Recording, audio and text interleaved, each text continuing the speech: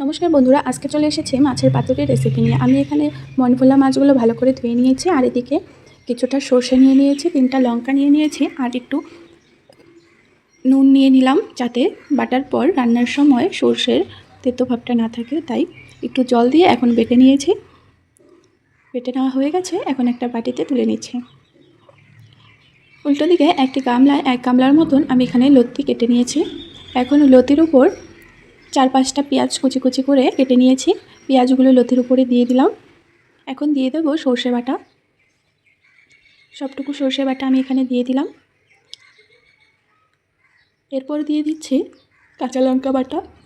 3 চামচের মতন আমি এখানে কাঁচা লঙ্কা বাটা দিয়ে দিচ্ছি।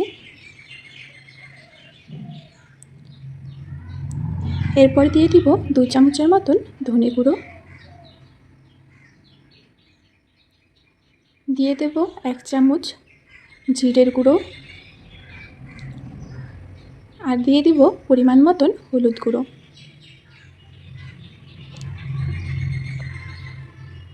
স্বাদ অনুযায়ী নুন দিয়ে এখন ভালো করে মেখে নেব। তার আগে ধুয়ে রাখা মাছগুলো দিয়ে দিয়েছি, দিয়ে ভালো করে এগুলো সবগুলো একসঙ্গে মেখে নেব হাত দিয়ে। মেখে নেওয়া হয়ে গেছে, এখন একটু সরিষার তেল দিয়ে দিব 2 চামচের মতন, দিয়ে আবারও ভালো করে মেখে নেব। মেখে নেওয়া হয়ে গেছে, এখন গ্যাসে কড়াই বসিয়ে দিব। লতি দিয়ে মনভোলা মাছের রেসিপিটি হালকা আঁচে আমি করব। কড়াই গরম হয়ে গেছে, এখন সরিষার তেল দিয়ে দিচ্ছি পরিমাণ মতন। ফোড়নে দিয়ে দিচ্ছি সাদা জিরে আর 2টো তেজপাতা। এরপর তেল ফোড়ন দেওয়া হয়ে গেছে, এখন মেখে রাখা লতি মাছ সব একবারে দিয়ে দিলাম। দিয়ে 5 মিনিট পর পর কড়াই ধরে এভাবে একটু ঘুরিয়ে নিতে হবে। আমরা খুন্তি দিয়ে বেশি ঘাটাঘাটি করব না, নয়তো মাছগুলো ভেঙে যেতে পারে। তাই 5 মিনিট পর পর কড়াইটাকে ধরে ভালো করে ঘুরিয়ে নিচ্ছি, আর খুন্তি দিয়ে আলতোভাবে একটু হালকা করে কাঠি দিতে হবে যাতে নিচে লেগে না যায়, আর মাছগুলোও যাতে ভেঙে না যায়। এবার এখন একটি ঢাকনা দিয়ে ঢেকে দেব।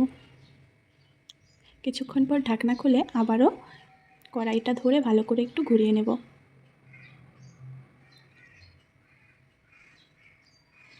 এভাবে হালকা আছে মোটামুটি 20 থেকে 25 মিনিটের মতন আমাদেরকে লতিটাকে ভালো করে সেদ্ধ, যতক্ষণ না লতিটা সেদ্ধ হচ্ছে ততক্ষণ এইভাবে রান্না করে নিতে হবে।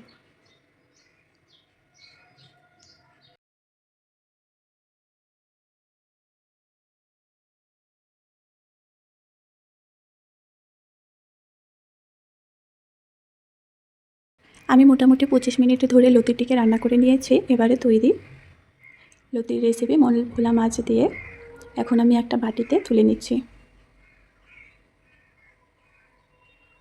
রেসিপিটি যদি ভালো লেগে থাকে তাহলে অবশ্যই কমেন্টে জানাবেন, আর সম্পূর্ণ ভিডিও দেখার জন্য সকলকে অনেক অনেক ধন্যবাদ।